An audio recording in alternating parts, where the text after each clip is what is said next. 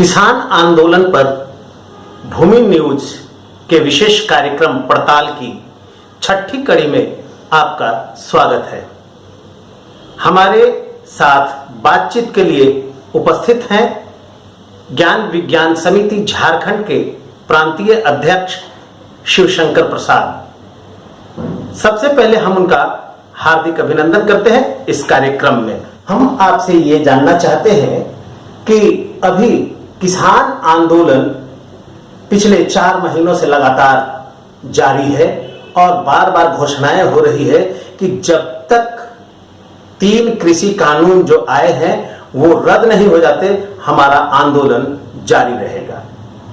ऐसे में कई भ्रम भी फैलाए जा रहे हैं और वह भ्रम यह है कि किसान आंदोलन में शामिल लोगों को उग्रवादी कहा जा रहा है, अलगाववादी कहा जा रहा है।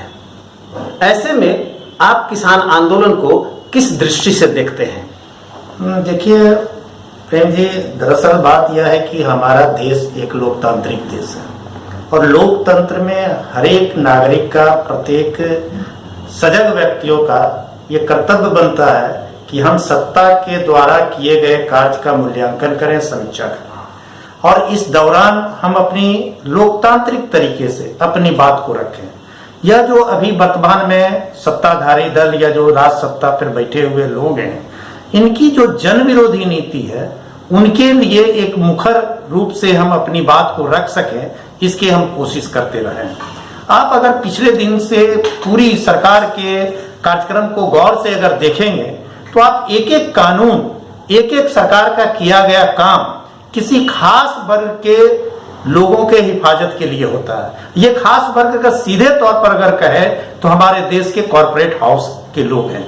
उनके पक्ष में लगातार ये सरकार अपना पूरा नियम कानून बनाते रही है।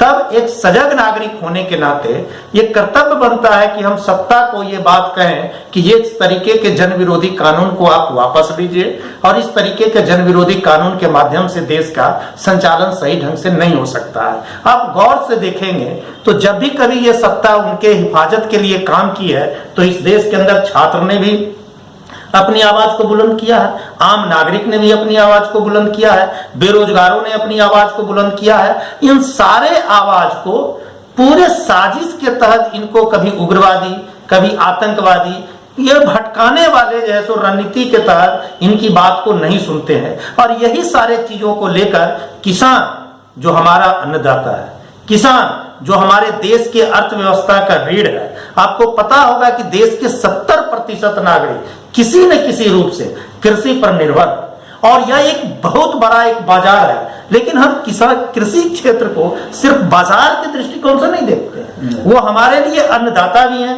हमारे लिए रोटी और तैयार करते हैं। और जब उनके हक अधिकार पर कुठाराघात होने लगा तब वहां के किसानों ने निकलकर अपनी आवाज को बुलंद किया। आप गौर कीजिएगा कि इस पूरे प्रकरण में राजनीतिक दल जो डेमोक्रेसी में, भारत के संविधान में विश्वास करती है, भारत के डेमोक्रेसी में विश्वास करती है, उनके वो भी पीछे रह गए और इसमें किसान ने अपने हक अधिकार के लिए सामने आया।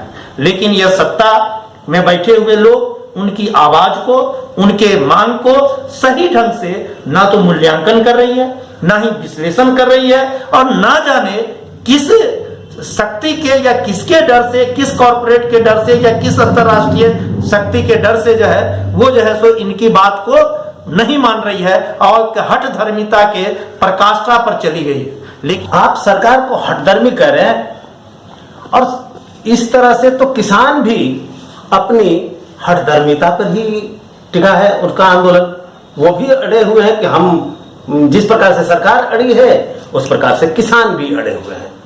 तो आप कैसे कह सकते हैं कि ये उग्रवादी नहीं है, अलगाववादी नहीं है? देखिए जरा सा मजेदार बात यह है, क्योंकि सत्ता जो होता है वह जनता के द्वारा चुनी हुई सरकार है, डेमोक्रेसी। और जब हम जनतंत्र की बात करते हैं तो उस जनतंत्र जो है सारे लोगों को मिलकर बनता है और सारे लोगों में क्या है, मजदूर हैं, किसान हैं, छात्र हैं, नौजवान हैं, महिला हैं, देश के आम व्यापारी हैं, सारे नागरिक जो है सो मिलकर इस काम को करते हैं। लेकिन जब सारे नागरिक अपने अपने हक के लिए सरकार को अपनी मांग रखने की बात करती है तो सरकार इस तरीके के जुमला जो है सो प्रयोग करने लगती है। अगर गौर से देखिएगा कि अभी जो देश के अंदर सत्ता में बैठे हुए लोग हैं, जब सत्ता में नहीं थे तो इन्होंने एक नारा दिया था कि हम 100 दिन के अंदर काला धन लेकर आएंगे। क्या काला धन आ गया हमारे देश के अंदर? इन्होंने कहा था कि 2 करोड़ लोगों को हम रोजगार देंगे। क्या इन्होंने 2 करोड़ लोगों को नौकरी या रोजगार देने का काम किया? इन्होंने कहा कि महंगाई को हम सीधे के सीधे कंट्रोल करेंगे। और इनके तो क्या अभी तक महंगाई कंट्रोल हुआ है? यहां तक कि पेट्रोल डीजल के बारे में इनके जो कुछ बाबा और कुछ व्यापारी थे वो कहे कि सत्ता में आने के बाद 30 और 35 रुपये लीटर पेट्रोल बिकेगा। ये 30 और 35 रुपये पेट्रोल बिका।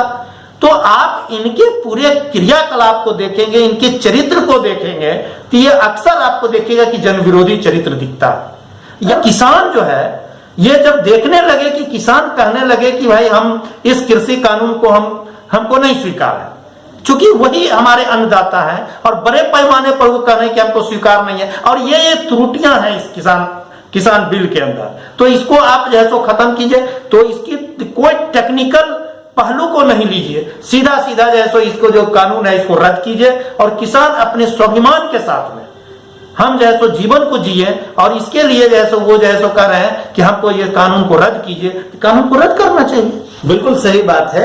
ये लोकतांत्रिक देश है और इस लोकतांत्रिक देश में सरकार को किसानों की बात सुननी चाहिए, जैसा कि हमारे शिवशंकर जी बता रहे हैं। अब हम चलते चलते इनसे एक बात यह जानना चाहेंगे कि ऐसी परिस्थिति में आम लोगों का क्या दायित्व बन जाता है?